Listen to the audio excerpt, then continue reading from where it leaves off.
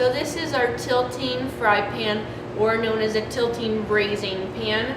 So to turn it on, we'll just turn the lever up, and it does come on, lights up red. Right next to it we have our temperature control, which is in Fahrenheit. So for our lowest temperature we have 200 all the way up to 400 degrees Fahrenheit. Know that this piece of equipment, considering it's very large, and if you cook just a small amount of food in it, you want to have it at a lower temperature because it's really going to cook quick and it's going to end up burning that food inside the fry pan. So we'll open it up, and then on the right there's a tilting button. So to tilt it, so when you're cooking in here you can tilt the pan a little bit if you need to get in and stir your food. The main reason why you're going to be tilting the tilting fry pan is to clean it, to get the food out of it. So when you're all done cooking, you can tilt this pan all the way down, and you can just use a hotel pan and a spatula to get your food out when you tilt it. So when you're all done getting your food out, you'll want to tilt it all the way back up.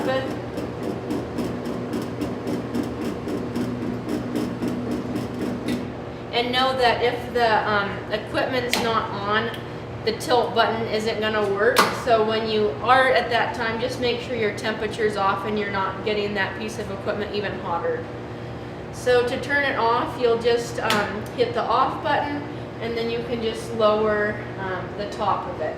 So for cleaning the steam jacketed kettle, right next to it we have this hose.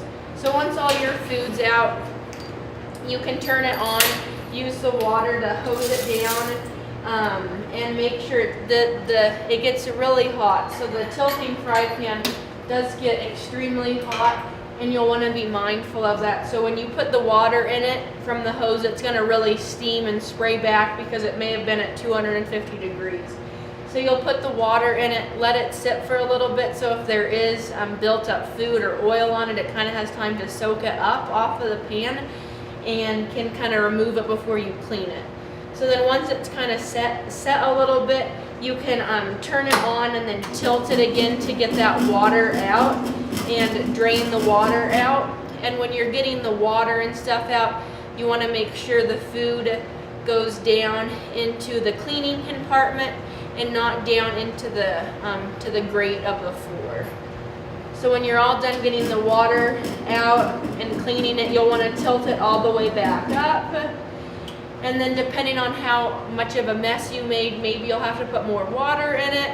And know that when you do clean the tilting fry pan, you can't use an abrasive sponge or like a brick or anything. You'll want to just use the like a sponge that's real soft and it's not going to scratch that metal.